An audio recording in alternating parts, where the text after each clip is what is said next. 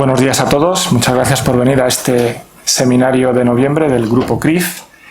Y voy a presentar al ponente, que tiene para mí una motivación añadida porque, puedo decir, por fin viene alguien a un seminario que ha estudiado en mi misma universidad, en la Universidad de Sevilla, y no solo eso, sino que ha estudiado lo mismo que yo. Estudiamos en la misma facultad, la Facultad de Física de la Universidad de Sevilla, y de hecho hemos retomado el contacto gracias a un compañero de clase que trabaja con Bernabé y que, bueno, estudió conmigo, entonces es un motivo de alegría especialmente para mí que quería compartir con vosotros. Hago una presentación breve del profesor Bernabé Linares Barranco, que es licenciado en Física Electrónica por la Universidad de Sevilla y también doctor por la Universidad de Sevilla y la Universidad de Texas A&M. Ha sido profesor visitante en la Universidad Johns Hopkins y también en la Universidad de Texas A&M. Actualmente, también es por lo que viene aquí a esta charla del CRIF, es director del Instituto de Microelectrónica en Sevilla, es un centro mixto de la Universidad de Sevilla y del Consejo Superior de Investigaciones Científicas. Yo querría señalar especialmente que el profesor Linares Barranco es un hombre eminentemente práctico. No sé si se podría decir eso, creo que compartes esa visión. Aunque haya estudiado física, pero ha hecho física electrónica, es decir, alguien eminentemente práctico. Ha trabajado en diseño de circuitos para telecomunicaciones, en emuladores de neuronas biológicas, sistemas de reconocimiento de patrones basados en redes neuronales, en audífonos, diseño de circuitos de precisión para equipos de instrumentación y en los últimos 20 años ha trabajado especialmente con circuitos y sistemas neuromórficos, centrados en la visión y en la explotación de dispositivos de memoria a nanoescala para el aprendizaje. También es cofundador de dos startups, Prophecy S.A. y Grey Matter Labs SAS, no sé si lo he dicho bien, que trabajan en cuestiones de hardware neuromórfico. Ha ganado también 2 premios, en el premio IEEE Transactions en VLSI Systems. He sido incapaz de encontrar el significado de este acrónimo, pero bueno, imagino que se puede encontrar fácilmente en la red. Y también el premio Darlington en el mismo IEEE Transactions de circuitos y sistemas. Aunque sea un hombre eminentemente práctico, también es un hombre interesado por el mundo de la academia. Es editor asociado de la revista Frontiers in Neuromorphic Engineering, que es parte de las publicaciones de acceso abierto Frontiers in Neuroscience, que conocemos bien también en el grupo Mente-Cerebro del ICS, y ha sido editor invitado principal de la edición especial de Transacciones IEE en redes neuronales sobre implementaciones de redes neuronales de hardware, y también es coautor del libro Adaptive Resonance Theory Microchips. Bueno, con esta presentación me parece que nos hacemos una idea de quién nos va a hablar hoy sobre este tema, computación neuromórfica y nanotecnologías, hasta dónde podría llegar la inteligencia artificial. Es un poco la preocupación que tenemos o el interés que tenemos en el grupo por reflexionar de un modo interdisciplinar sobre la inteligencia artificial. Sin más, le cedo la palabra al profesor Linares Barranco y de verdad muchísimas gracias por venir hasta aquí y estar hoy con nosotros. Nada, muchas gracias a vosotros por la invitación. Para mí es una experiencia totalmente nueva, ¿no? Hablar ante una audiencia no de mi campo, ¿no? Normalmente hablo siempre con diseñadores de microchips. Lo más extraño que me han escuchado son neurocientíficos, ¿no? Aparte de eso, bueno, creo que una vez di una charla en una... No sé si habéis oído hablar del verano diferente. Sí. En Sierra Nevada. Ahí sí los organizadores me dijeron, oye, ¿por qué no nos cuenta un poco los microchips y tal, ¿no? Y sí era público de la calle, digamos, ¿no? Hombre, vosotros no sois públicos de la calle, es un poco más elevado, ¿no? Pero bueno, yo voy a contar a lo que me dedico y luego ya después divagáis, divagamos. Entonces, bueno, yo soy miembro del... Ahora mismo soy director también, no es una cosa para presumir, ¿no? Es una cosa que te toca alguna vez, pero bueno, no se lo digáis a mis compañeros porque si no nadie va a querer serlo después de mí, que estoy deseando dejarlo, ¿no? Pero sí, yo trabajo, yo soy científico en el Instituto de Microelectrónica de Sevilla y nos dedicamos al diseño de los microchips, ¿no? Entonces, os he querido poner esta primera transparencia que muestra un poco la evolución, ¿no? La evolución de los microchips, de la tecnología de microchips, ¿no? Desde los años 70, ¿no? Que es cuando se fabricó el primer microchip, 74. Bueno, el 74 fue el primer microprocesador, un poco antes, ¿no? En torno al 70, ¿no? Pero veis tengo un puntero, bueno, lo dejamos.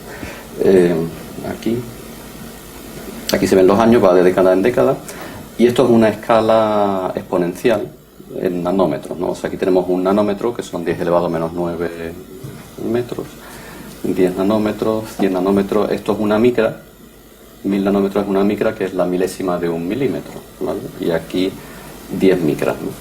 Yo cuando acabé la carrera en 1986 y entré en el departamento de electrónica con el grupo de microelectrónica que estaba empezando, los diseños que hacíamos allí eran con tecnologías de 10 micras, ¿no? O sea, estábamos aquí arriba. Hombre, en aquel momento, cuando yo acabé la carrera, estábamos aquí en 1986 más o menos.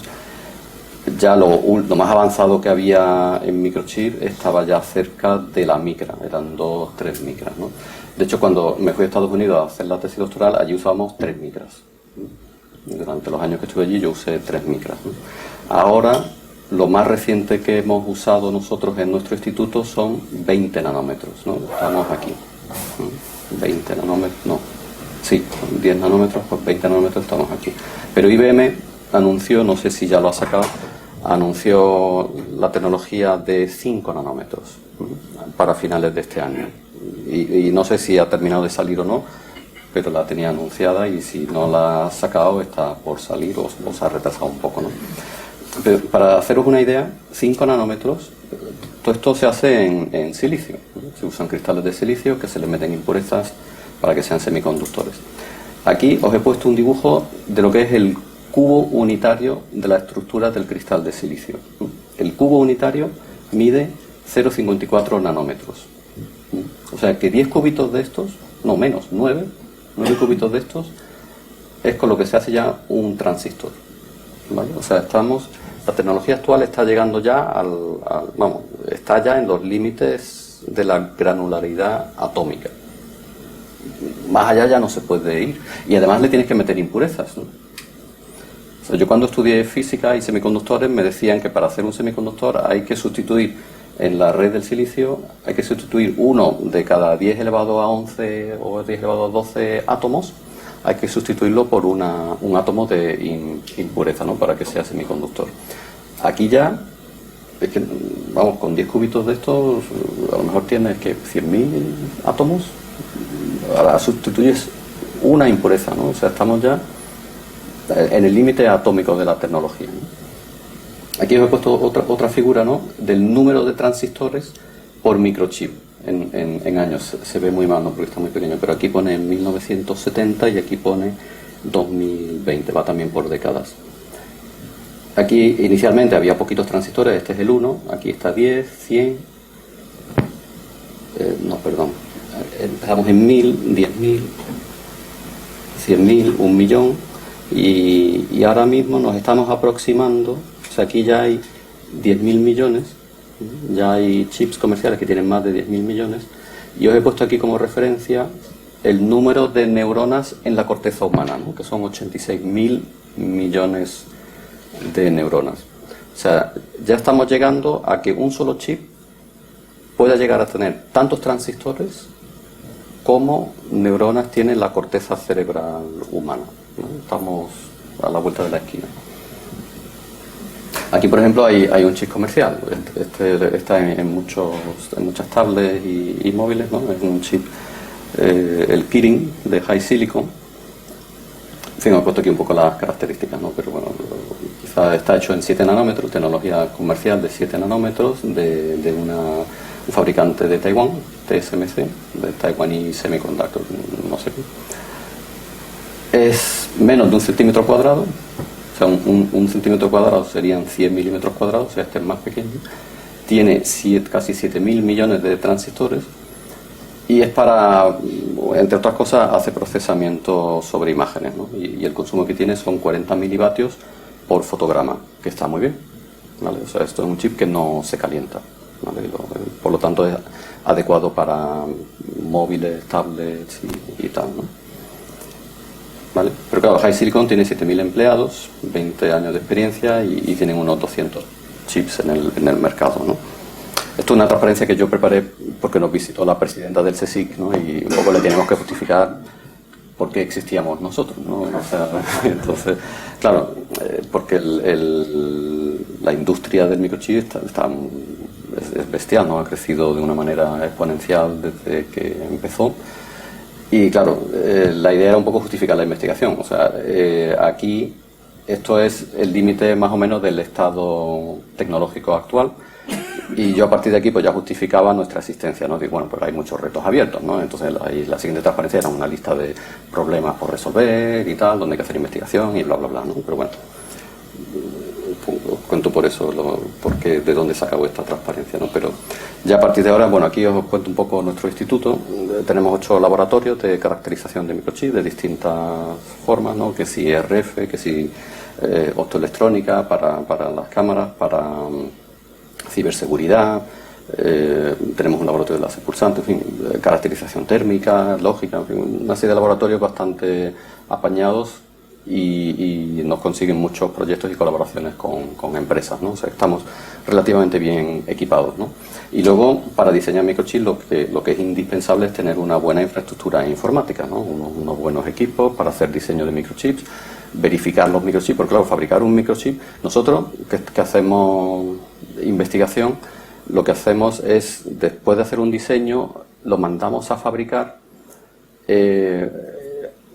a unos brokers, que se llaman los brokers de microchips. Lo que hacen es que juntan diseños de muchos laboratorios, o empresas incluso también, que quieren, que nada más que necesitan unos poquitos de microchips para probar sus ideas o hacer unas pequeñas pruebas muy preliminares, ¿no?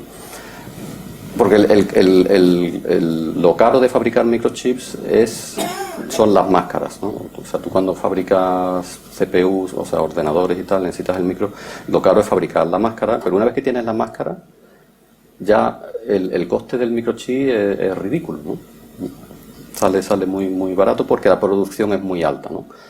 Y lo más caro siempre es construir la máscara. Pero claro, en investigación, tú la máscara para tu circuito la necesitas una vez y a lo mejor con 4 chips ya te vale para escribir tu paper, ¿no? Y tu patente y tirar para adelante. Entonces los brokers estos que existen en todo el mundo, en Europa tenemos 2, en Estados Unidos hay otro, en Asia hay más, ¿no? Lo que hacen es juntar diseños de muchas universidades y laboratorios e incluso empresas y hacen una máscara común y se comparte el gasto entre todos. Entonces al final hay un precio por milímetro cuadrado. Entonces yo fabrico mucho en 350 nanómetros, ¿no? Que es muy barata, y el milímetro cuadrado me sale a 500 euros más o menos, ¿no? Entonces un chip, por ejemplo, esto es una retina de la que voy a hablar ahora. Esta es comprada, ¿no? de un colega mío que estaba en Hong Kong y ahora ha montado la empresa en China y la vende a un precio asombrosamente barato, ¿no? O sea, le compré 2, ¿no? Del tirón. Porque las spin-off que nosotros hemos hecho con las mismas cámaras te las venden 10 veces más caras, ¿no? Pero bueno, ya se me ha ido la idea. Los brokers.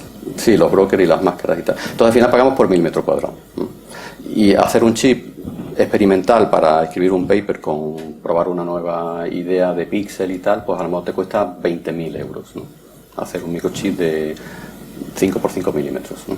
Eso más o menos el presupuesto en el que nos movemos nosotros a la hora de hacer microchip, más o menos 20.000 euros por microchip. Si lo que haces más grande, pues ya tienes que pensar en 60.000, 70.000 euros, ¿no? Entonces ya tú tienes que pedir tus proyectos. Nosotros normalmente pedimos proyectos mínimo de 100.000 euros, ¿no? Para que podamos pagar algún otro viaje, algún otro microchip y contratar a alguien, ¿no? También durante un tiempo, ¿no? Que nos ayude, ¿no? Pero ahí más o menos donde nos manejamos, ¿no? ¿Vale?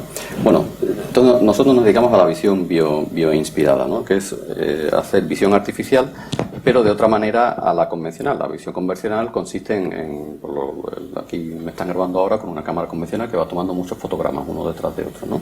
Entonces la visión artificial consiste en coger esos fotogramas, que son imágenes, los mandas a un equipo de procesado y ese equipo de procesado pues va analizando imagen a imagen. Va haciendo un montón de operaciones a cada imagen hasta reconocer a lo mejor algo, ¿no? Y hacerle un tracking, ¿no? Pero procesar imágenes computacionalmente es muy costoso, ¿no? O sea, necesitas unos buenos equipos que vayan rápido y vayan, porque es mucha información la que hay en cada imagen, ¿no? Pero nuestro ojo no capta imágenes, ¿no? Y nuestro cerebro no recibe imágenes.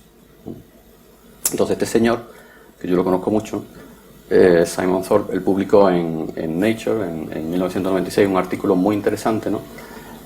Y de hecho cuando fui a visitarlo la primera vez, que él me invitó porque me quería conocer, lo primero que hizo, me dice, siéntate aquí delante de este portátil mío, ahora yo te voy a poner flashes de imágenes y cuando veas, yo qué sé, una cara, o primero me lo hizo con cara y después con algún objeto, un vehículo o algo así, pues le das al ratón, ¿vale? Y entonces el programa iba midiendo el tiempo entre que aparece la imagen y que tú le das al ratón, ¿vale? Entonces te hace, no sé, eso va muy rápido, te pone a lo mejor en 2 minutos, pues te pone 100 imágenes, ¿no? Y tú le vas dando pum, pum, pum, y saca tu estadística de retraso, ¿no? Pero lo que publicó en Nature es ese mismo experimento, pero un poco más elaborado. Te pone un casquito de estos que mide las señales neuronales, porque en una parte del cerebro, que lo voy a explicar en la siguiente transparencia, ya se sabe si has reconocido lo que te han dicho o no, porque ya has tomado una decisión de darle al botón o no. Entonces, esa parte del cerebro, el midió que se tardan 150 milisegundos, ¿no? Desde que aparece la imagen hasta que en esa parte del cerebro ya se comprueba que hay una discriminación, ¿no? De si vas o no vas a pulsar el botón. Entonces él es psicólogo, pero sabe mucho de neurociencia. Entonces él sabía la conectividad, de hecho está aquí. Esto es un poco el camino, ¿no? O sea, aquí está la retina, ¿no? La retina tarda entre 20 y 40 milisegundos en generar los impulsos nerviosos que van a la siguiente etapa. Aquí en la etapa LGN, que no recuerdo muy bien qué significa, pero bueno, esto no procesa nada, ¿no? Simplemente mete un retraso. Y los impulsos tardan, desde que haces el flash de la imagen, pues a los 50 milisegundos ya llegan a la primera capa de la corteza visual, que es la V1, que empieza a procesar ya los impulsos nerviosos y tomando decisiones. Esta tarda 40 a 60 milisegundos en generar sus impulsos, luego pasa a la V2, a la V4. En fin, aquí hay una serie de capas neuronales que él las conocía, y en esta parte de aquí, es donde ya se activa una parte u otra de tu cerebro, y él lo podía medir con su casquito que le ponía a la gente, según si iba o no a pulsar el botón, porque aquí ya están las neuronas de control motor, que son las que accionan la espina dorsal y hasta los músculos, ¿no? Entonces esto es el retraso que él midió, ¿no?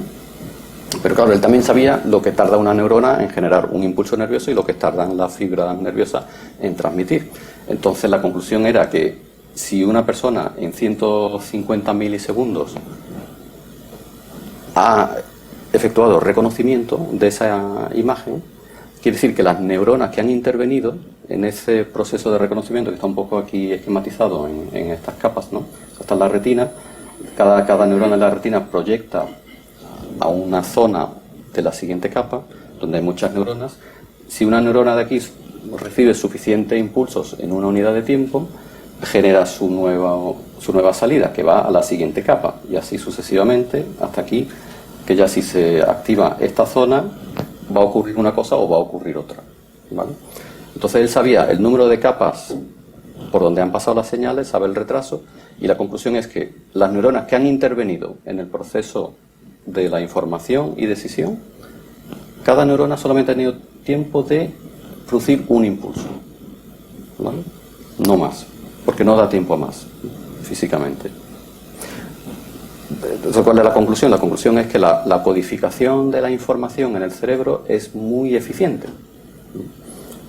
porque solamente el frente de primeros pulsos que se propaga en estas capas, solamente con ese frente de primeros pulsos, ya el cerebro es capaz de reconocer que hay algo que tú estás pendiente de reconocer y tomar tu decisión.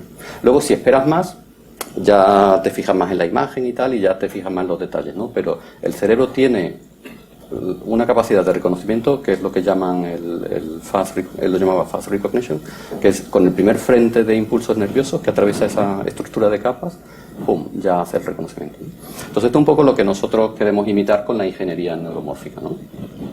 Porque luego el cerebro es más complicado, luego el cerebro tiene realimentaciones que ya todo es más lento, ¿no? Por ejemplo, cuando escuchas, ¿no? Eso pasa mucho con el audio, ¿no? Muchas veces alguien te habla, no te has enterado de nada, pero al cabo de un segundo o segundo y pico ya lo has entendido, ¿no? Eso es que se queda ahí dando vueltas, ¿no? Porque hay realimentaciones, ¿no? Y usando pistas de lo que te ha llegado por el oído más tus conocimientos, pues al cabo de muchas vueltas, mucho rato ahí dando unas pocas vueltas, ya lo has entendido, ¿no? Pero cuando te ha llegado, de repente no lo has entendido, ¿no?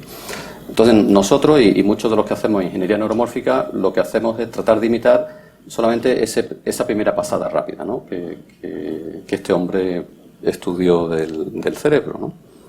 Aquí os he puesto un esquemita de lo que hace las capas del cerebro, ¿no? O sea, aquí están las mismas de la transparencia anterior, pero ya están colocadas en capas sucesivas. Entonces aquí al principio está la retina, el LGN no hace nada, como he dicho antes. La capa V1 de la corteza cerebral, que es la que ocupa la mayor parte de la corteza cerebral, lo que hace es detectar segmentos orientados. Dice, vale, pues aquí me han llegado 4 impulsos nerviosos de la retina que están alineados a 45 grados, ¿no? Entonces se me activa esta neurona.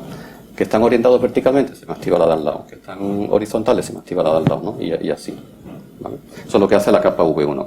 La capa V2, o la V4, mejor dicho, entre la V2 y la V4, lo que hacen es agrupar segmentos orientados para reconocer formas simples, ¿no? Intersecciones, ángulos y tal, ¿no? Y se ilumina una neurona u otra según que aquí ha habido un vértice o otra intersección y tal, ¿no? Y así cada capa va combinando lo que la capa anterior está reconociendo ya formas más elaboradas, ¿no? O sea, aquí en medio ya se reconocen formas más elaboradas. Aquí ya, en esta capa se reconocen objetos, ¿no? Por ejemplo, caras. Y luego ya lo último es escenas completas, ¿no?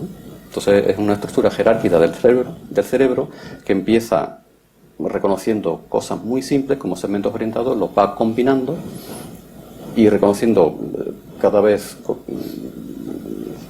en fin, objetos más elaborados hasta que al final ya reconoces pues escenas y tal, ¿no? Es un poco la estructura jerárquica, ¿no? Aquí os quería empezar a hablar de las retinas estas que hemos hecho nosotros y otra gente, ¿no? Aquí, por ejemplo, es esta retina. Esta retina, ahora la estoy moviendo, son píxeles que son sensibles al movimiento. O sea, si ahora nada se mueve, pues no, es simplemente ruido de fondo, ¿no? Pero si se mueve, si os movéis vosotros o lo muevo yo, ¿vale?, empiezan a aparecer las siluetas de los objetos, ¿no? Nuestra retina funciona así. La retina nuestra es sensible solamente a los movimientos, ¿no? De hecho, nuestra retina está continuamente vibrando a unos 80 Hz. ¿no? Y hay gente que ha hecho, gente de neurociencia o de psicología, ha hecho experimentos psicofísicos, que si te ponen un dibujo delante en una cartulina y le ponen unos motores que están conectados a una cámara que detecta las vibraciones y esas vibraciones se las aplican a la cartulina que tienes delante y te la hacen vibrar a la par que el movimiento vibratorio de tu retina, déjate ver lo que hay en la cartulina. O sea, cuando le dan al botón, ¡pum!, ya, si había una fotografía, un dibujo o algo, le dan, ¡pum!, desaparece, ya no lo ves, ¿no? Porque ya la retina no está percibiendo los cambios, ¿no? Y ves una hoja en blanco, ¿no? Entonces nuestra retina funciona con este principio, ¿no? Entonces esto es muy interesante en muchas aplicaciones prácticas, porque ya de entrada la salida que te da son los bordes de los objetos en movimiento. O sea, ya no tienes que ir captando secuencias de imágenes y ahora hacer un procesado para primero detectar los objetos por sus bordes, eliminar todo lo que no te interesa, concentrarte en los objetos que quieres reconocer y ya a partir de ahí ver qué es lo que has visto, ¿no? Entonces las spin-off estas que han comentado antes, lo que tratan es de comercializar este tipo de cámaras, por ejemplo, para conducción automática en coches, ¿no? O para vigilancia, ¿no?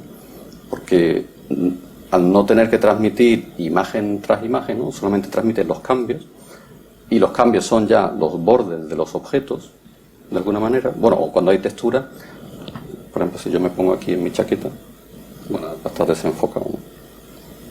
Bueno, pero en el techo, ¿no? En el techo se ve un poco de textura en las lámparas, ¿no?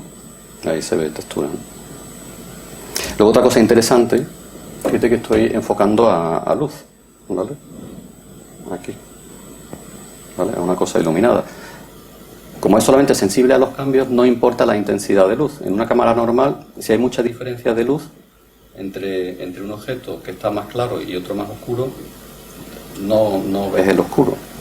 Entonces esto es muy interesante en conducción, porque cuando entras y sales de túneles, lo ves todo, lo que está fuera y lo que está dentro, ¿no? Porque solamente eres sensible a los cambios de luz y ves lo que hay dentro más lo que hay fuera. Entonces otro aspecto muy interesante de este tipo de cámaras que no lo tienen las cámaras convencionales, ¿no? Entonces, bueno, este es el tipo de cámaras con las que trabajamos, ¿no? Existen, ahora mismo que yo sepa, existen en el mercado 3 modelos, ¿no? El de nuestra spin-off, otra spin-off que hay en Suiza y esta del chino. Bueno, Samsung también está sacando una, pero no sé si la va a comercializar, pero tiene un equipo trabajando y desarrollando este tipo de cámaras, ¿no? También son muy buenas para alta velocidad. Aquí, por ejemplo, esto es una captura de un osciloscopio antiguo. Los osciloscopios antiguos esto ya no existe, ¿no? Pero los osciloscopios antiguos como funcionaban era que un haz de electrones se movía en una pantalla fosforescente y se iluminaba, ¿no? Entonces aquí simplemente se le aplica una señal sinusoidal a la señal X y a la señal Y de amplitud descendiente. Entonces te sale una espiral, ¿vale? Te sale una espiral y según la frecuencia que tú le pongas a la sinusoide que le das al osciloscopio, pues la espiral va más rápido o más lenta, ¿no? Aunque tú siempre ves la espiral, porque solamente ves la relación X. O sea, aquí los físicos sí, seguro me entienden bien, los demás no sé. El caso, esta espiral la dibuja un haz de electrones que puede ir muy rápido. Aquí, por ejemplo, en esta figura he puesto 500 hercios, ¿no? Eso quiere decir que cada vuelta de aquí, una vuelta, son 500 hercios, que es 2 milisegundos, ¿vale? O sea, en 2 milisegundos ha dado una vuelta desde aquí hasta aquí, el haz de electrones. Pues este tipo de cámaras, en una vuelta, ha generado un montón de impulsos nerviosos, porque el haz de electrones, cuando la retina lo está observando, la luz ha atravesado todos esos píxeles. Aquí tenemos el plano de los píxeles, X e Y.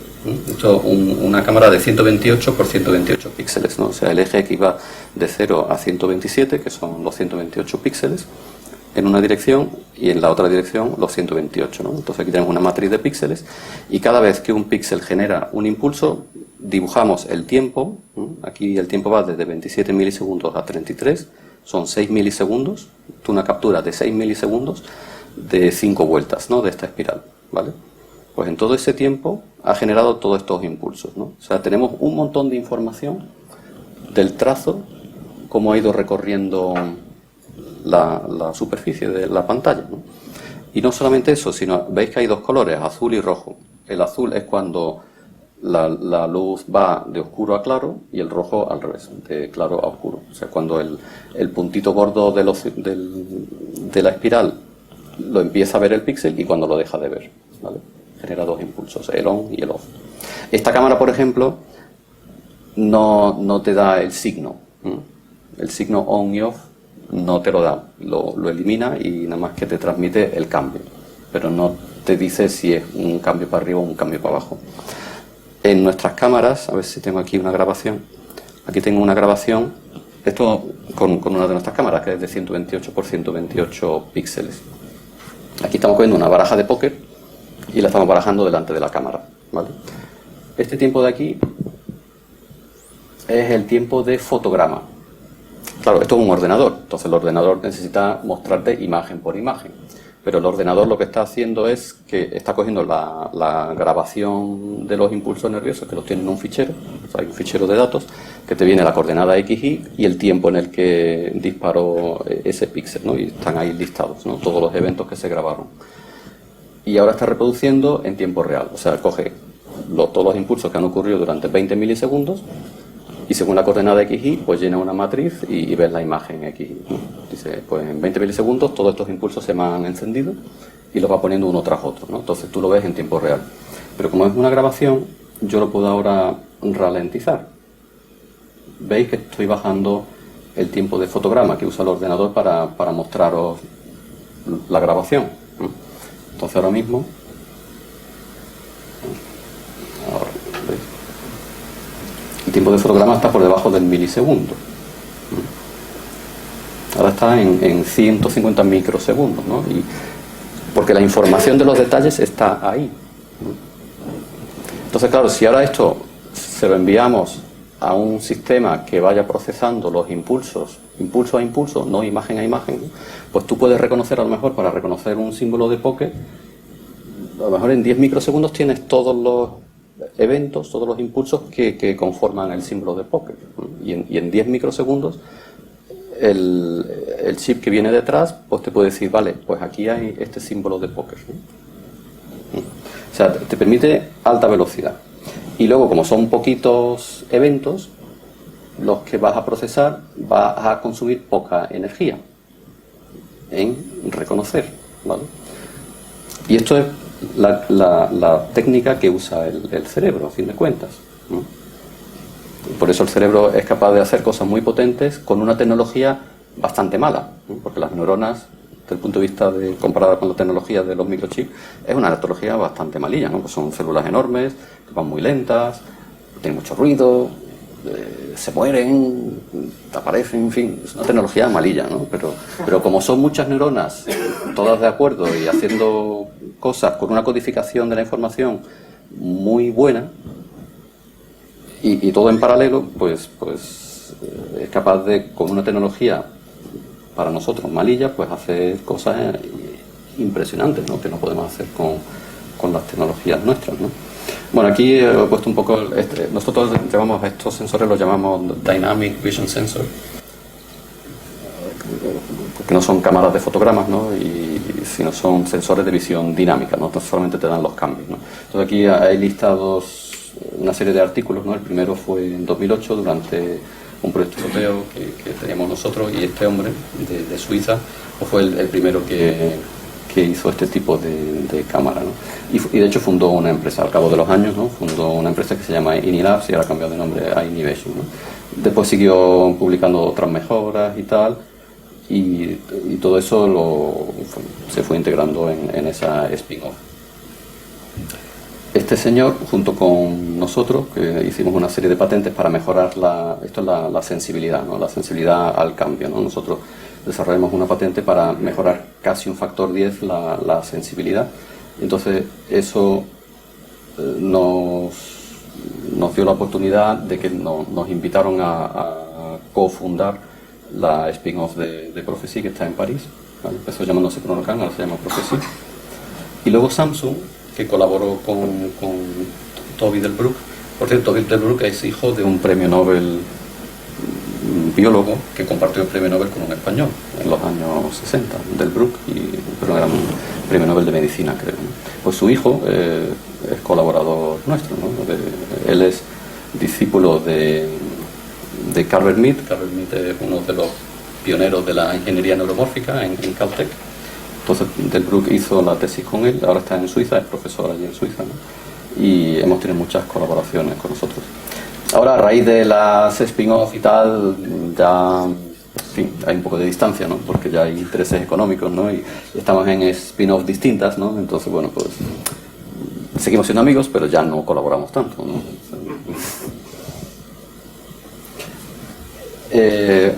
Otra cosa que os quería comentar es, os he contado que la capa V1 del cerebro, de la corteza visual, extrae segmentos orientados, ¿no?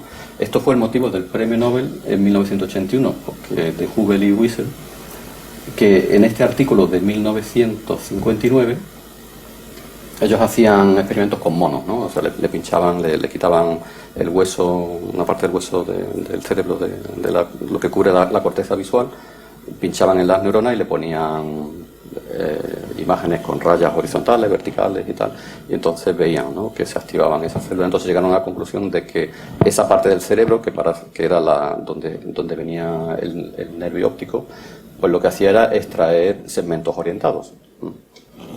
Y es lo que después se ha utilizado, por ejemplo, en este trabajo pionero de Fukushima, de 1969, ¿no?, aquí del colega japonés. Está por aquí. Este fue el primero que realmente aprovechó esa idea de hacer convoluciones, porque a fin de cuentas la extracción de segmentos orientados es una operación matemática muy bien conocida que se llama convolución en 2 dimensiones, ¿no? Pues propuso que a lo mejor el cerebro lo que estaba haciendo era simplemente una cascada de convoluciones, ¿no?, de operaciones matemáticas, que es la convolución, que simplemente detectar una determinada forma, ¿no? Y consiguió, en aquella época, ¿no?, en los años 70, con los ordenadores antiguos y programándolos en Fortran o en código máquina y tal, consiguió hacer un reconocedor de caracteres, del 0 al 9, le daba una fotografía del manuscrito, ¿no?, del 0 al 9, y con esta estructura que él la tuvo que entrenar de alguna manera, ¿no?, y se tuvo que inventar cómo entrenarla y tal, ¿no? Hoy en día hay software libre, ¿no?, que te entrena esto, ¿no? Pero este fue el pionero, ¿no?, que cogió esa idea, ¿no?, del premio Nobel, y que todo era como extraer características de la capa anterior y combinarlas para hacer reconocimiento. Hoy en día, por ejemplo, hay esto es lo que se llaman Deep Neural Networks, redes neuronales profundas, ¿no?, que tienen muchas capas, ¿no? Y, por ejemplo, hay una de 40 capas, ¿no? Nosotros en el cerebro no usamos, para visión no usamos tantas capas. Para audio, quizás. Eso, aquí hay alguien de neurociencia, ¿no? La gente de audio, según tengo entendido, defienden que sí puede haber muchas capas. Pero lo que hacen redes neuronales artificiales, inteligencia artificial y tal, usan redes como esta de 40 capas, incluso las hay de hasta de 200 capas, ¿no?, creo, para hacer algún tipo de reconocimiento más elaborado, ¿no? Y esto es lo que ha impulsado la inteligencia artificial en los últimos años, ¿no? El poder entrenar y usar las redes neuronales profundas para aplicarlas al problema que tú quieras. Lo único que necesitas es una buena base de datos de ejemplos, unos buenos ordenadores que están en la nube si quieres, ¿no? Los puedes contratar a Google o a Facebook y todo esto, y correr tus algoritmos de entrenamiento y al final, cuando tienes las matrices de los pesos que interconectan una capa con la siguiente, tienes ya tu sistema de reconocimiento y ya lo puedes, una vez que lo tienes entrenado, pues ya lo ejecutas en tu ordenador o haces un microchip que haga eso, ¿no? Y lo hace en tiempo real o más rápido que tiempo real incluso, ¿no? Pero nosotros lo hacemos todo con impulsos, ¿no? Entonces lo interesante de los impulsos, aquí por ejemplo os muestro una captura como lo de las cartas de póker, ¿no? Aquí simplemente eran 2 personas caminando, ¿no?, que grabamos allí en el campus de la Universidad de Sevilla, ¿no? Esto es una captura de 40 milisegundos y hay 1600 impulsos nerviosos, ¿no?, impulsos de coordenadas XY, ¿vale? Esto lo puedo representar así en el tiempo, ¿no? Dice, bueno, pues yo represento las coordenadas de alguna manera en el eje Y y en el eje X es el tiempo. Entonces en 40 milisegundos tengo el flujo de impulsos que ha capturado esta cámara. Si yo eso lo envío a nosotros llamamos un chip de convoluciones, ¿no?, un chip de convoluciones por impulsos, que lo que hace es calcular lo mismo que hace la capa V1, ¿no?, calcular los segmentos orientados, ¿no? Este, por ejemplo, está hecho para detectar segmentos verticales, ¿no? Esto es la salida de esta entrada, ¿vale? Pero lo curioso es que esta salida se captura durante los mismos 40 milisegundos que se capturaron estos, ¿vale? O sea, en los mismos 40 milisegundos se captura lo que genera la retina y lo que genera la primera capa de procesamiento, ¿no?, el equivalente a la capa V1, ¿vale? Y te está dando los segmentos verticales de la escena de entrada. Esto nosotros lo llamamos la pseudosimultaneidad. El simultáneo no es, porque tú necesitas esperar a lo mejor 4 o 5 eventos de aquí que están orientados y cerquita para que este te diga, vale, aquí hay un segmento vertical. Pero a lo mejor esos 4 eventos te llegan en 2 microsegundos. Entonces, con un pequeño retraso con respecto a lo que está ocurriendo en la realidad, tú ya tienes la información de que hay un segmento vertical, ¿vale? No tienes que capturar la imagen completa, procesarla y buscar todos los segmentos verticales, sino conforme te van llegando los impulsos, ya te va mandando la salida. Y eso es lo que hace el cerebro. Entonces tú puedes tener ahora una cascada de capas, como las Deep Neural Networks de la transparencia anterior, pero cada capa no espera a que se procese toda la información de la capa anterior, sino conforme se van generando impulsos, se van procesando, ¿vale? Entonces aquí, por ejemplo, se muestra esquemáticamente un sistema de reconocimiento, ¿no? Tienes algo que ocurre en la realidad, tienes el sensor y ahora necesitas 5 capas de procesamiento. En un sistema convencional de visión artificial que se procesan imágenes, pues tú tienes la cosa que ocurre en la realidad, el sensor, que al cabo de un tiempo te da la imagen capturada, la primera capa de procesamiento que extrae los segmentos orientados en los distintos puntos, la siguiente capa que lo combina, la siguiente capa que combina lo que ha combinado la anterior, y así sucesivamente hasta que has reconocido un símbolo, ¿vale? Mientras que si lo haces por impulsos, como lo hace el cerebro, el sensor te va dando los impulsos conforme ocurren, antes de que el sensor normal, la cámara que me está grabando, por ejemplo, te dé la primera imagen, ¿no? O sea, ya te está dando todos los cambios que está ocurriendo. Y conforme ocurren esos cambios, la siguiente capa ya está procesando y sacando información de lo que quiere reconocer, ¿no? Entonces, es posible obtener reconocimiento de lo que está ocurriendo incluso antes de que el sistema de fotogramas, el sensor, te haya dado la primera imagen, ¿no? O sea, es otro concepto, ¿no? Y este es el que usa el cerebro. Aquí, por ejemplo, hay un sistema que nosotros hemos implementado con 4 capas para reconocer los símbolos de póker de las cartas que os mostré antes, ¿no? ¿Vale? Entonces esto era en tiempo real. Eso en tiempo real, las cartas. Ahora lo que hemos hecho es esta grabación, hemos hecho un tracking de un símbolo, ¿no? O sea, y ese símbolo que se ha perseguido, porque cada símbolo tarda 10 milisegundos en atravesar la pantalla, más o menos, ¿no? En velocidad real. Esto se lo damos a la red que os he mostrado antes, y aquí, a ver si lo puedo hacer rápido, os muestro la salida.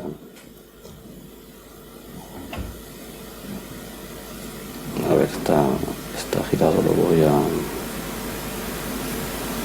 poner, suerte que sí. Vale. Esto es en tiempo real, ¿vale? Tenemos la secuencia de símbolos, tenemos todos los símbolos que, bueno, de cada carta hemos cogido uno que va cruzando la pantalla, ¿no? Y lo hemos hecho un tracking y lo hemos centrado aquí, en esta parte de la pantalla, ¿vale? Y esto es la salida de reconocimiento, ¿vale? Esto es en tiempo real. Si yo ahora lo ralentizo para ver cómo está reconociendo, ¿vale? Vemos aquí a la derecha el símbolo que captura el sensor. Y a la salida, en el lado izquierdo, el símbolo que está reconociendo. Pero si os fijáis, el tiempo de fotograma son 300 microsegundos, ¿vale? O sea, el símbolo tarda en cruzar la pantalla 10 milisegundos. Y cuantito que aparece, nada más que aparecer, ya lo está reconociendo, ¿no? Y es por eso, porque no hay que esperar al fotograma. Luego este concepto también se está usando en una parte, hay un proyecto muy grande europeo que es el Human Brain Project, que pretende hacer ordenadores que un poco emulan el funcionamiento del cerebro, ¿no? Entonces hay 2 sistemas. Uno es el Spinnaker, que está promovido por la Universidad de Manchester, ¿no? Que lo que quieren hacer, vamos, lo han hecho ya. Ahora están trabajando ya en la segunda generación, ¿no? Pero la primera generación es un microchip que tiene 18 procesadores ARM. Ese chip lo ponen en unas plaquitas que tienen como 50 chips de estos, ¿no? Por lo tanto, en una plaquita tú puedes tener unos 800 CPUs ARM. Cada CPU podría emular entre 100 y 1000 neuronas, según la complejidad del modelo que le pongas a la neurona. Y ahora montan un armario con muchos racks con unas 2000 plaquitas de estas, ¿no? Por lo tanto, este sistema al final tendría, bueno, esta es la mitad del sistema, que tiene medio millón de CPUs, por lo tanto podrían emular entre 200, bueno, de 200 a 1000 neuronas por core, por medio millón, pues te sale medio billón, ¿vale? De neuronas que podrías emular en tiempo real, a la misma velocidad que el cerebro. Luego hay otro sistema, este es más complicado. En lugar de hacer microchips, lo que hacen es que usan la oblea completa. O sea, los microchips se fabrican en unas obleas de silicio, ¿no? Que son como unos discos de silicio que después se cortan en los microchips. Ellos lo que hacen es que lo ponen todo en la misma oblea y no la cortan, ¿no? Por tanto, tienen muchos más circuitos.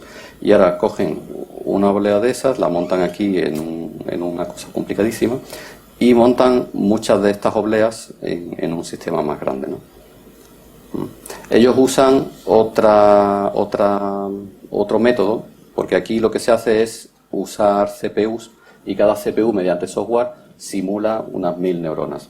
Aquí lo que hacen es circuitos con transistores que funcionan como las neuronas, ¿no? O sea, a lo mejor con 20-30 transistores y unos cuantos condensadores en un microchip ya tienes una neurona, y ahora mediante cableado y técnicas de comunicaciones y tal, pues los interconectas, ¿no? O sea que en estas obleas hay físicamente neuronas hechas con transistores, ¿no?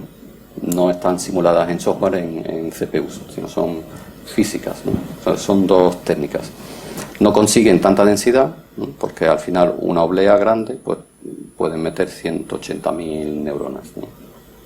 Entonces al final el sistema que tienen ellos, ¿no? Con 20 obleas, pues emulan 3-4 millones de neuronas, ¿no? O sea, no llegan al billón, que era lo que consigue el otro. Pero bueno, pero son neuronas físicas, ¿no? Es otra técnica, ¿no? Y bueno, estos son ya experimentos que hemos hecho nosotros con una de estas placas, con nuestras retinas, hacer un poco de reconocimiento con las neuronas que podemos programar aquí y tal, ¿no? Entonces la colaboración que nosotros tuvimos con ellos, ¿no?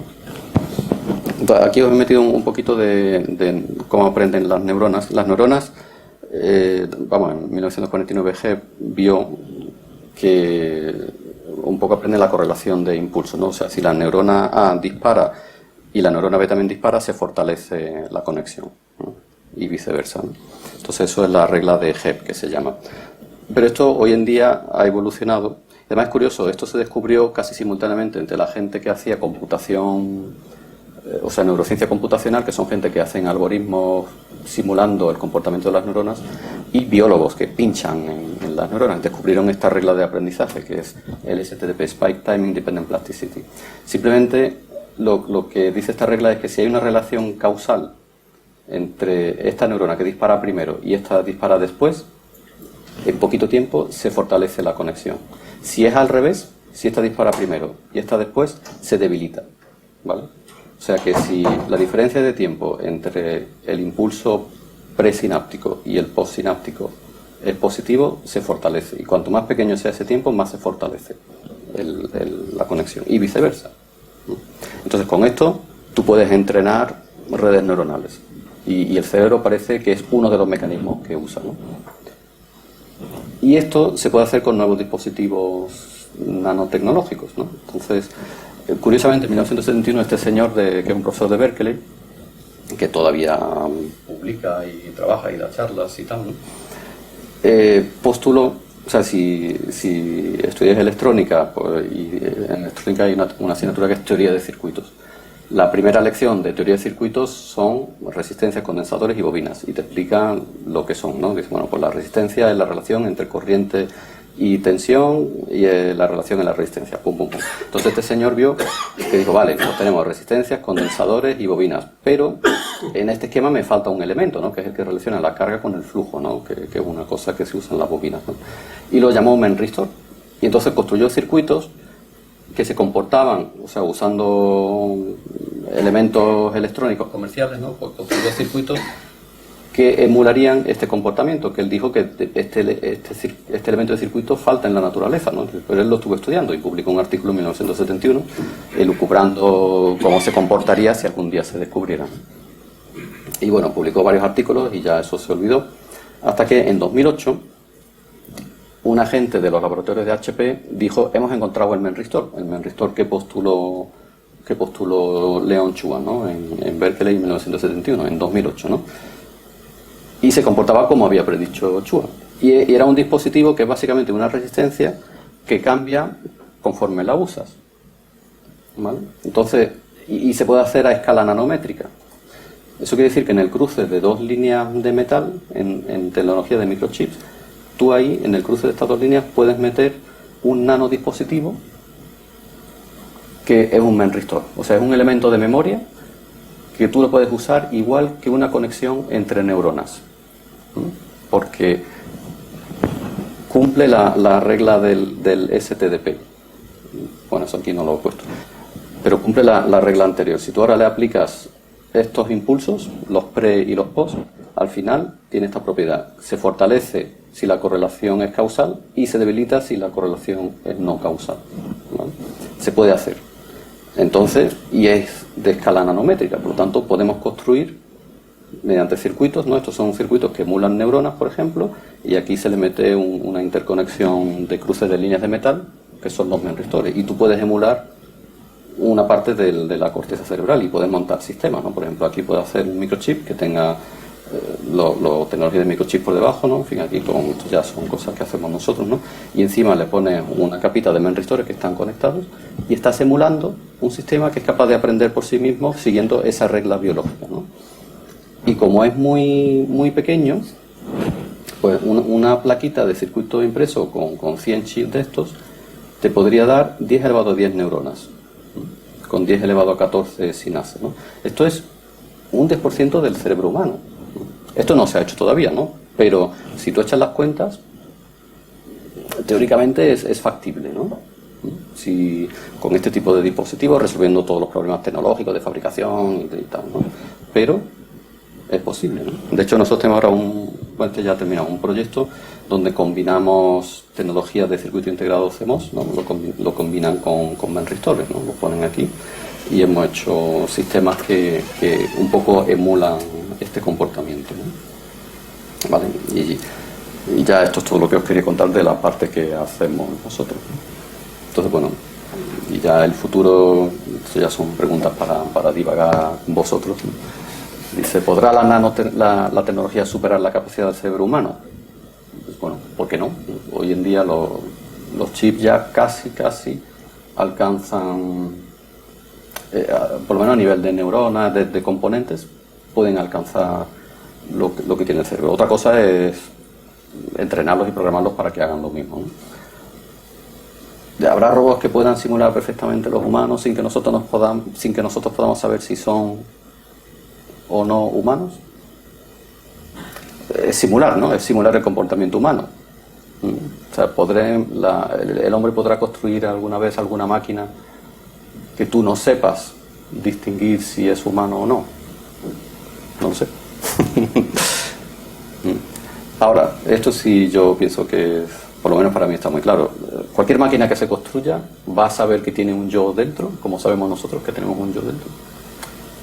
Yo personalmente pienso que no. O sea, siempre será una máquina, ¿vale? Y esa máquina nunca será capaz de decir y darse cuenta de que es alguien, ¿no? Que está aquí funcionando, ¿no? Pero bueno, entonces si tú hablas con otros científicos como yo, te dirán, no. Si el sistema es suficientemente complejo, ¡pum!, surge la conciencia y habrá máquinas que serán conscientes y capilarán y tendrán objetivos y tal, ¿no? Pero bueno. Muchas gracias.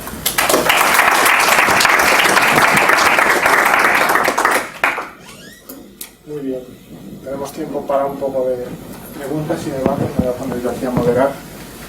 Muchas gracias, sobre todo a mí. Me ha parecido apasionante la charla y voy a apuntar una serie de preguntas. Nos podemos sentar y se puede ir preguntando. Si no, preguntaré yo, que es malísimo. Entonces, Javier Bernácer.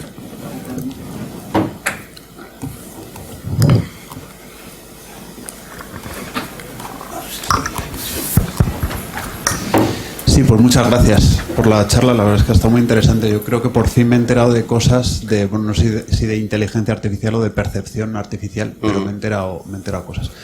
que me surge alguna duda, y es que, o sea, entiendo que lo que llamáis neuronas es algo que transmite un impulso, el impulso nervioso, o no lo transmite, simplemente. Entonces, claro, yo creo que aquí es muy importante tener en cuenta que esto es una analogía muy alejada a lo que es la tecnología malilla del cerebro, como he mencionado. A mí me he sentido como muy interpelado, ¿no? Entonces, claro, una neurona eso es lo que hace, efectivamente, ¿no? Puede transmitir un impulso o no transmitirlo.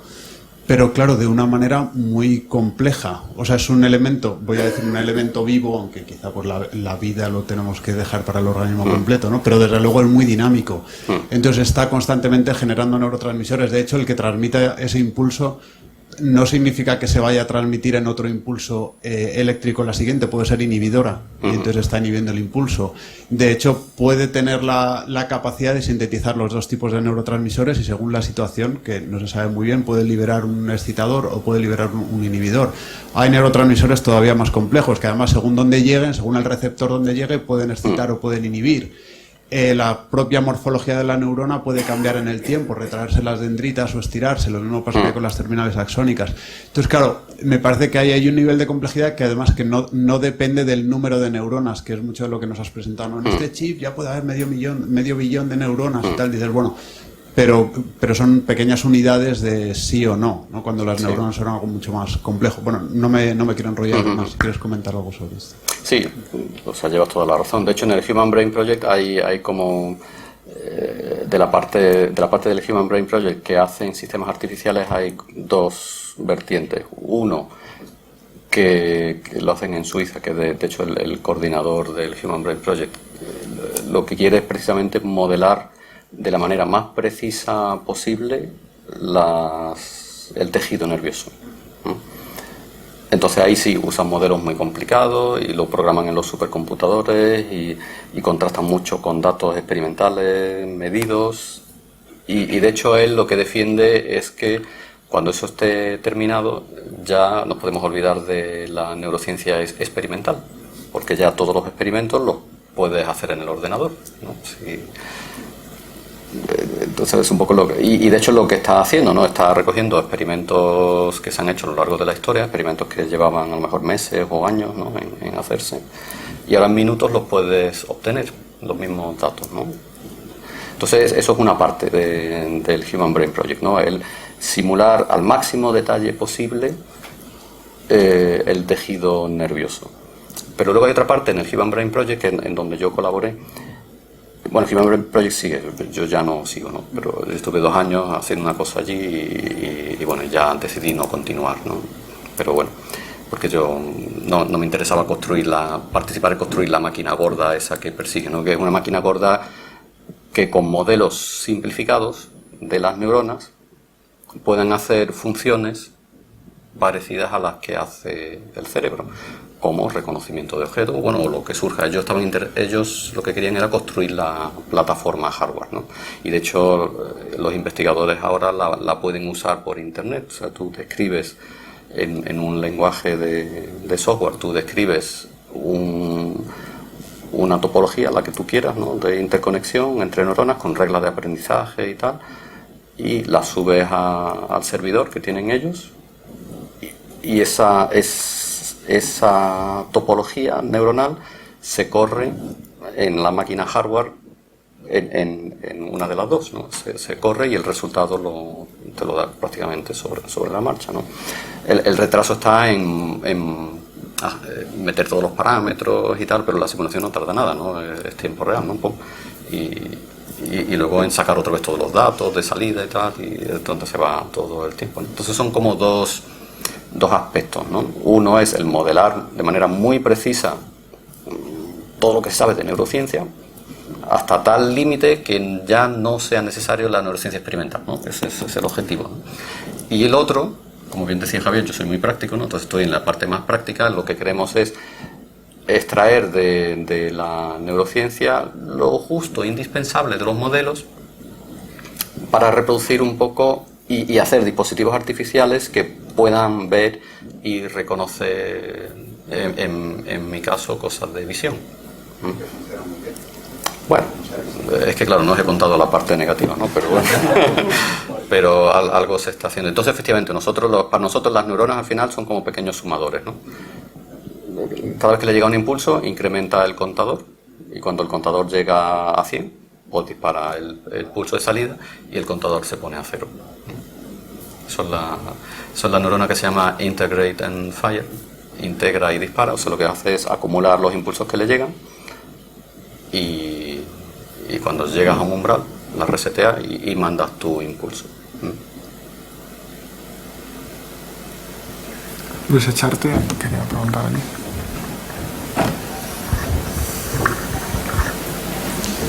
Muy bien, muchas gracias por la charla, muy interesante. Yo voy a hacer una pregunta muy corta, y no sé si tiene mucho sentido, pero bueno, ahí va.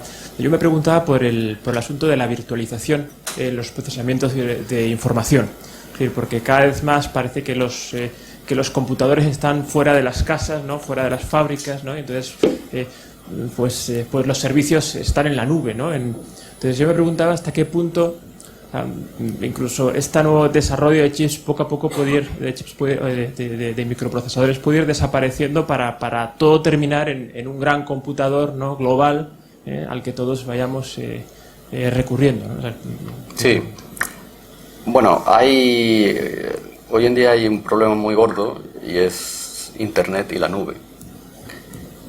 El hecho de que todo esté en Internet y en la nube consume muchísima energía.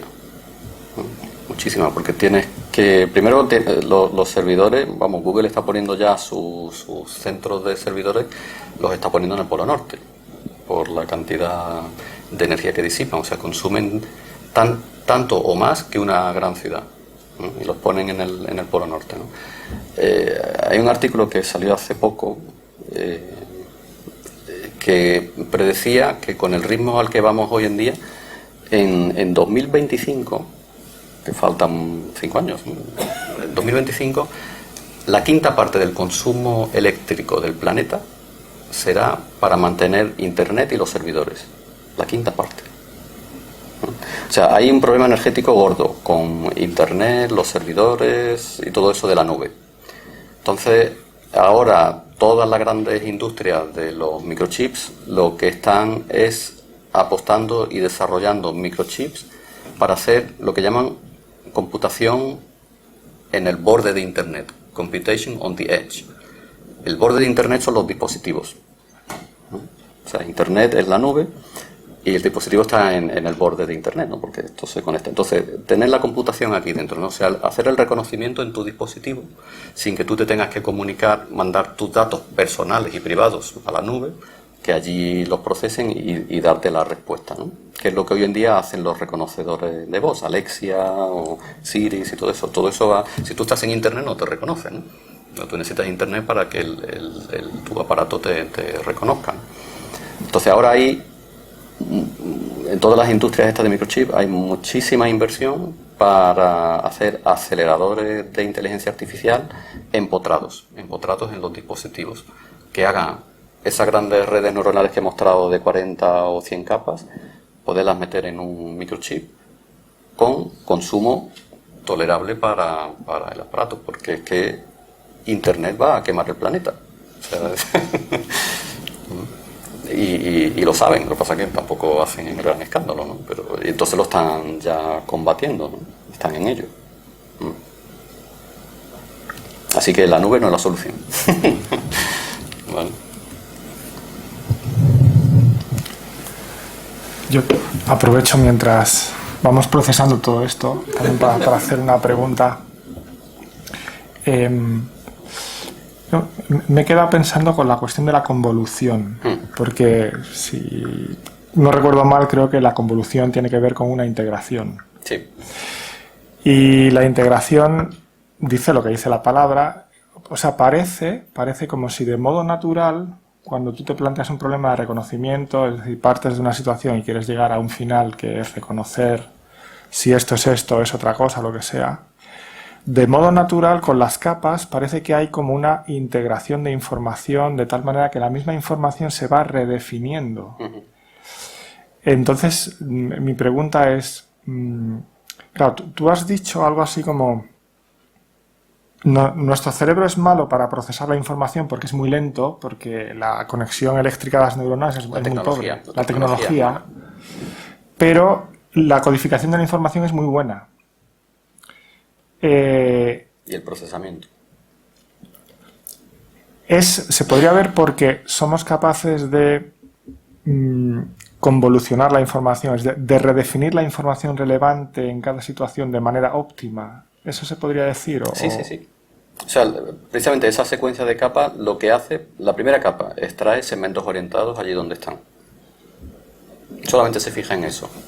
Es lo primero que hace el sistema de visión, detectar los segmentos orientados, ¿no?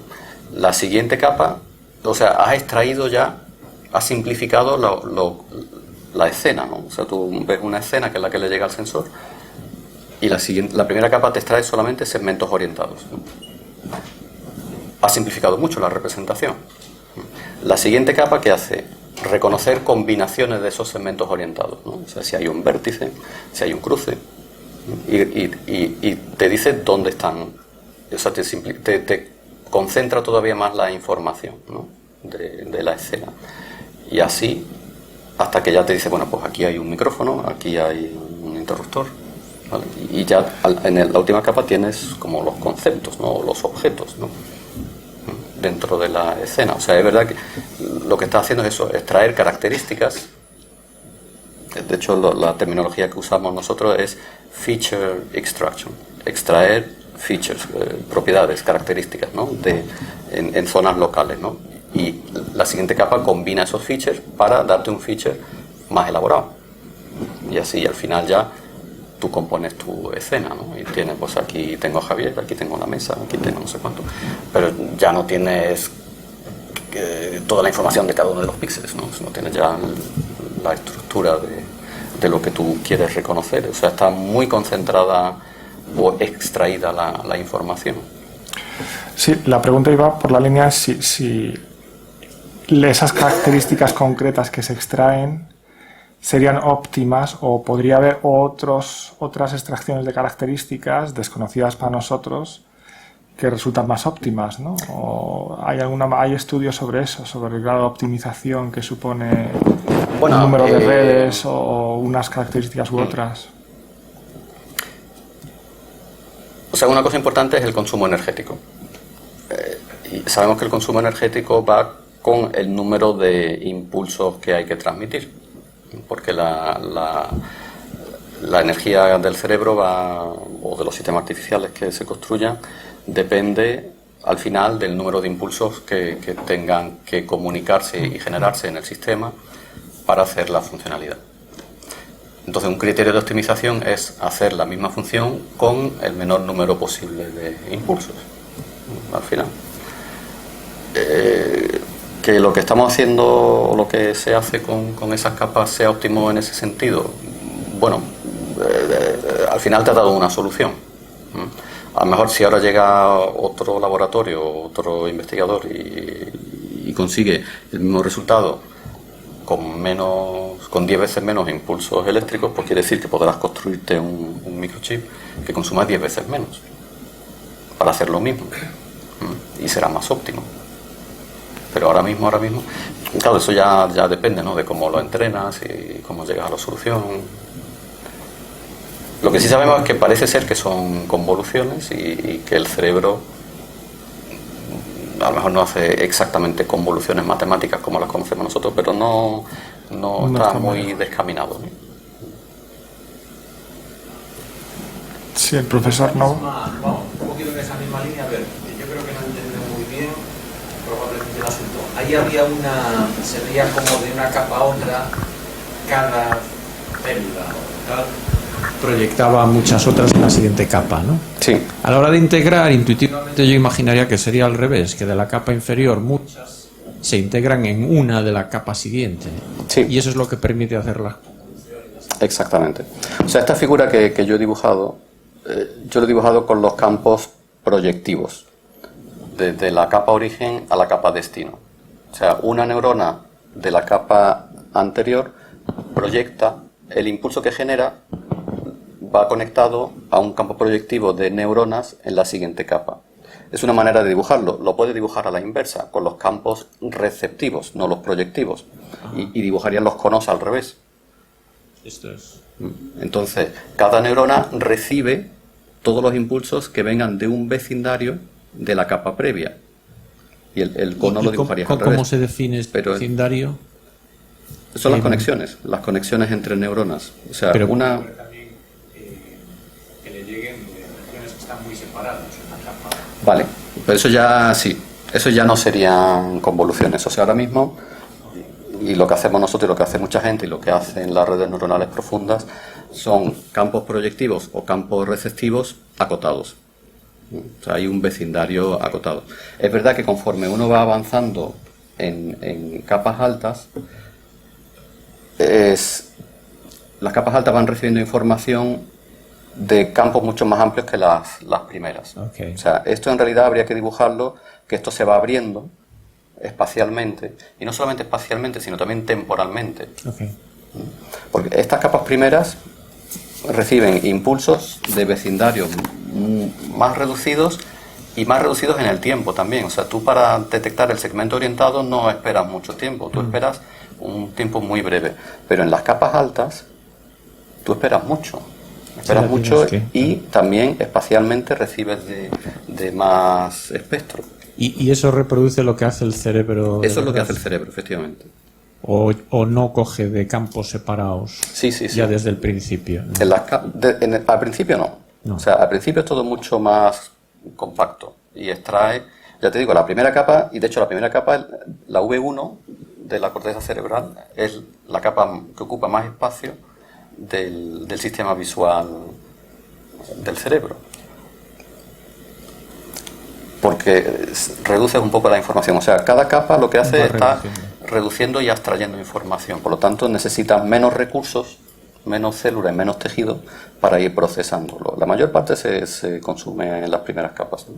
Y ya en las más altas, bueno, en los sistemas artificiales, ¿no? También, ¿no? O sea, de hecho, llega un momento que a lo mejor los microchips los puedes dedicar nada más que a las primeras dos capas. Ya tienes la información tan reducida que esto ya lo puedes hacer con un algoritmo en una CPU de bajo consumo. Porque ya hay pocos impulsos y ya no te vale la pena construirte un chip para hacer eso, sino ya lo metes en un algoritmo, que son pocos eventos los que te llegan por unidad de tiempo y lo hacen más óptimo con software, ¿no? Ok. José Ignacio, y quizá la última pregunta ya.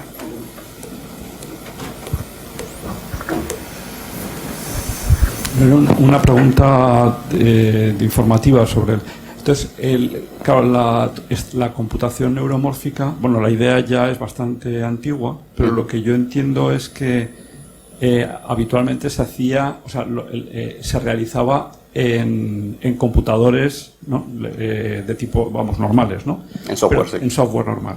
Pero ¿desde cuándo se empezaba a hacer computación neuromórfica con diseños ya neuromórficos, por así decir? Eso es lo que me gustaría saber. 1991. Bueno, ese fue el primer artículo que publicaron, un chip que usaba, lo que pasa es que esa transparencia no la he traído porque ya es demasiado electrónico, ¿no? Pero un poco el sistema de codificar la matriz de píxeles, por ejemplo, en el sensor. Tú tienes la matriz de píxeles y le das la coordenada XY y lo que sacas del chip es la dirección. Entonces eso nosotros lo llamamos, es lo que hacíamos aquí, por ejemplo, ¿vale? Aquí estoy representando los eventos, los impulsos, que son, o sea, este chip, por ejemplo, este chip de aquí tiene un conector, lo que pasa es que no se puede ver, ¿no? Pero el conector tiene un conector interno que si tú mides ahí, tú puedes medir a lo mejor en 10 nanosegundos, cada 10 nanosegundos tú puedes medir la coordenada XY que está sacando, ¿no? Eso lo inventó en Caltech un señor y lo publicó por primera vez en 1991. Es lo que se llama Address Event Representation, representación del evento de la dirección. de alguna manera, ¿no? O sea, es representar la información mediante impulsos que llevan la coordenada XY de quien ha enviado el evento, ¿no? De la neurona.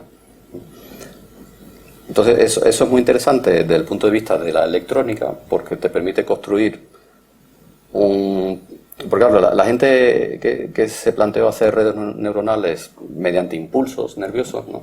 Que es la neuromórfica, hacerlo mediante impulsos nerviosos, el problema que tenían era la conectividad, el tener que conectar masivamente una zona desde el sensor o una zona de la corteza con la siguiente, ¿no? El cerebro, la mayor parte de la masa cerebral son las interconexiones, ¿no? Es lo que se llama la materia blanca, ¿no? White matter, ¿no? ¿No? Se llama así, ¿no? La materia blanca. Sustancia blanca, ¿no? Es lo que ocupa más volumen, de hecho, ¿no? Todas las interconexiones, ¿no?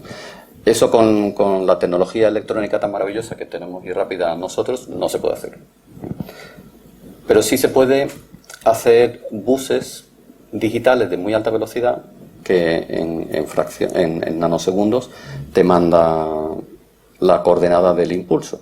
Entonces es como si fuese una interconexión virtual. Igual tú tienes aquí a lo mejor una zona del cerebro y aquí otra zona del cerebro. Esta la tienes en un chip, esta la tienes en otro chip. Y ahora mediante pocos cables, 10 o 20 cables, pero que van muy rápidos, tú puedes emular como si hubiese 1000 millones de interconexiones sinápticas, ¿no? Porque tú pones la coordenada XY en el bus y en pocos nanosegundos la tienes ya en el receptor. Entonces, en el equivalente a que se transmite el frente de impulsos en la biología, que son 10 milisegundos a lo mejor, pues en ese tiempo te da, mediante la electrónica, te da tiempo de mandar muchas coordenadas XY y es como si estuviese conectado realmente, como la materia blanca, la sustancia blanca, ¿no? Pero claro, con la electrónica lo que hacemos es sacar ventaja de la velocidad y se multiplexan, lo que llamamos multiplexar las interconexiones, se multiplexan en el tiempo, o sea, una conexión de la neurona A la neurona B en distintos chips, esa conexión se hace durante una ventana de tiempo muy pequeña. La siguiente conexión se hace durante la siguiente ventana de tiempo, ¿no? Entonces están multiplexadas en el tiempo todas esas interconexiones, ¿no? Y eso empezó en 1991, se publicó por primera vez en 1991 un artículo de Caltech que empezó a hablar del Address Event Representation, y es el concepto que usamos para todos los sistemas estos neuromórficos, ¿no? Muy bien, yo creo que es hora de cortar aquí.